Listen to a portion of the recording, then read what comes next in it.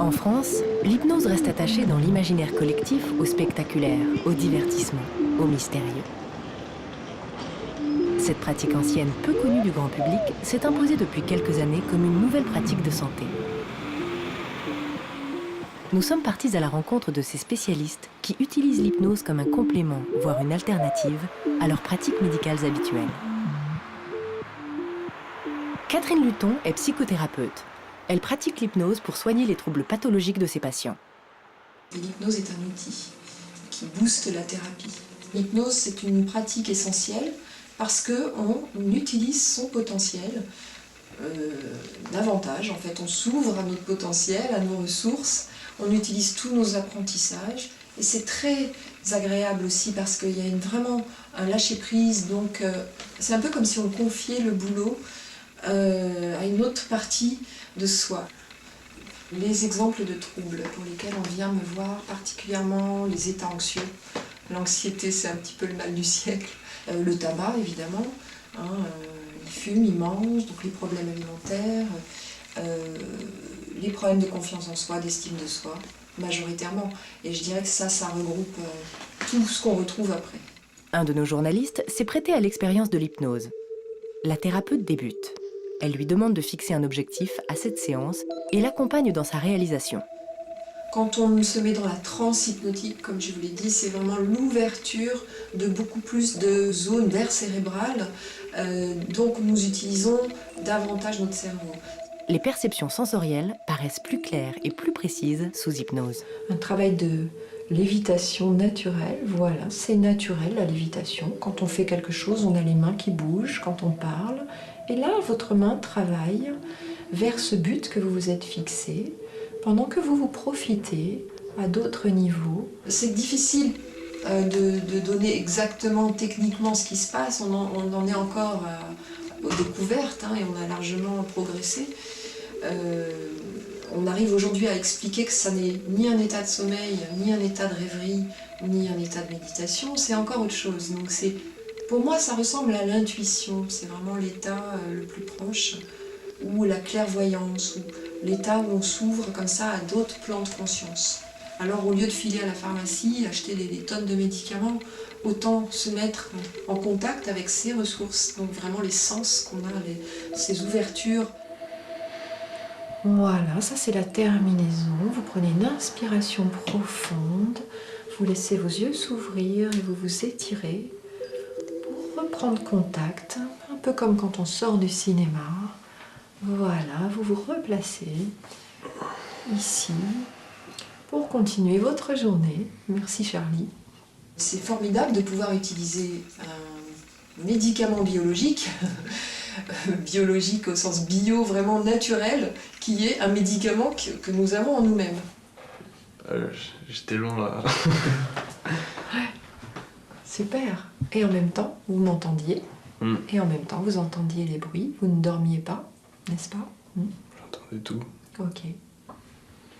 Magnifique. Ah ouais. J'ai l'impression d'avoir rêvé. En complément d'une thérapie, l'hypnose soigne aujourd'hui différemment des troubles pathologiques. Elle se développe au plus haut niveau dans le domaine hospitalier où elle accompagne les professionnels dans la recherche du bien-être du patient. À l'hôpital Saint-Joseph, une opération va avoir lieu dans le service de chirurgie cardiovasculaire. Le procédé est habituel. Vous avez bien pris votre douche ce matin? Le patient est préparé, contrôlé, puis mis en place sur la table d'opération. L'hypnose est pratiquée par l'anesthésiste et débute dès l'entrée au bloc. Il restera auprès du patient durant toute la durée de l'opération pour maintenir son état hypnotique. En fait, en termes chirurgicaux, c'est une endartérectomie de la carotide, c'est-à-dire qu'on va retirer le dépôt athéromateux qui s'est constitué au fil du temps. Ce dépôt est obstructif, mais également il peut provoquer des embolies dans les artères intracrâniennes et provoquer des AVC. Voilà. Donc c'est une chirurgie préventive d'un AVC.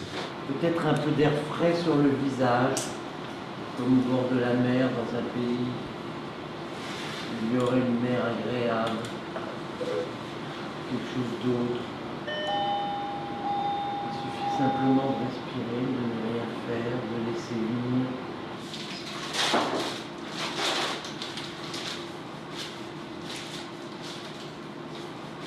J'ai fait l'anesthésie locale du cou en même temps que l'induction hypnotique. On l'a fait passer d'une position confortable à une position inconfortable, qu'on a arrangé le mieux possible. Et l'état de déconnexion, d'hypnose, de conscience modifiée permet d'accepter cette position. Là, vous le voyez, il est parfaitement calme. Je pense qu'il est rentré dans son truc. Mais je ne sais pas où il est, mais ça ne m'intéresse pas. Je veux dire, ça, c'est son problème. Le malade est libre, il fait ce qu'il veut. Nous, on a un rôle de suggestion et l'espace hypnotique, ça lui appartient.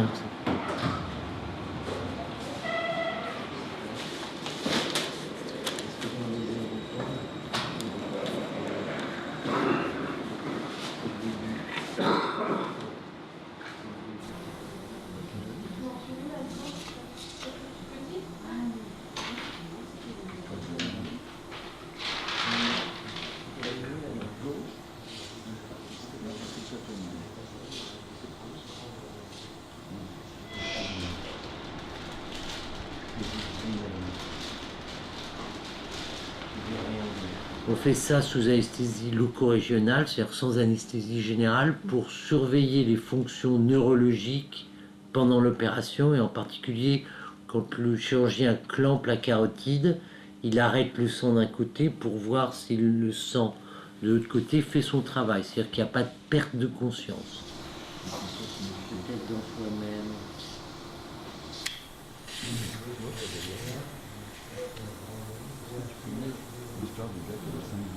Vous voulez réduire la part médicamenteuse.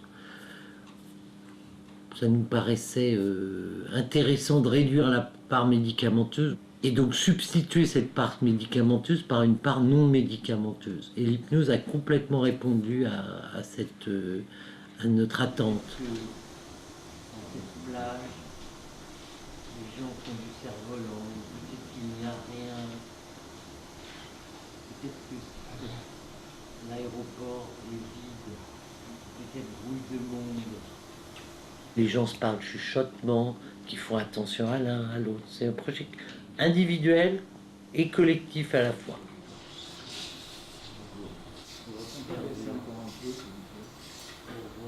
Les gens qui sortent d'un état hypnotique sont dans un état positivement différent. On entend tout ce qui se passe. D'accord. Mais on est ailleurs. Comment une pratique non reconnue par l'État a pu intégrer des établissements en France? Nous avons rencontré 2 docteurs à l'initiative de l'enseignement de l'hypnose, Jean Becchiot et Jean-Marc Benayem. C'est grâce à la création d'associations que ces 2 précurseurs ont mis en place des diplômes pour faire valoir cette pratique. L'hypnose est médicale lorsqu'elle vient soulager les douleurs, les souffrances. Mais l'hypnose elle-même est un processus naturel, c'est-à-dire une phase où l'on est dans la maîtrise, le contrôle, la vigilance.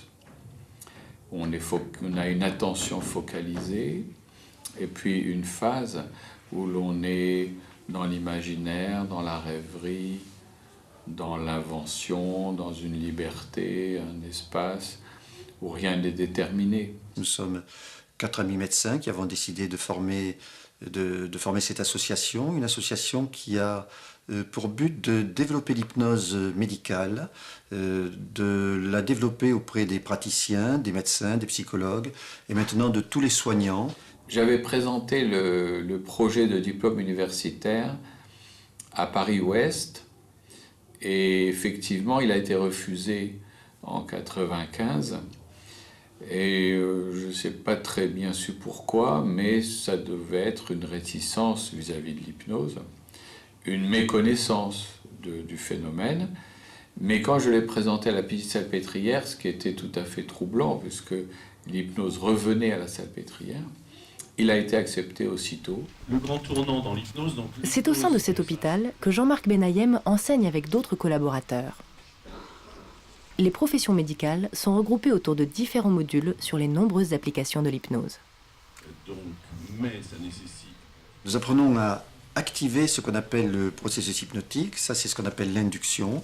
C'est la technique qui permet de modifier le fonctionnement cérébral pour le faire passer du mode de fonctionnement de conscience habituel qu'on a tous habituellement à un mode de conscience activé ou de conscience globale qu'on appelle le processus hypnotique activé. Ça, c'est la première partie de l'enseignement qui est très technique.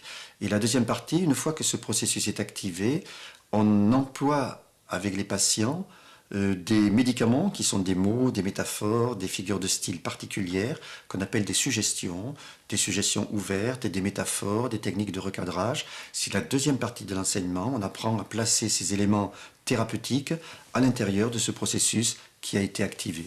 Les demandes de formation sont en constante croissance, mais le nombre de places reste limité.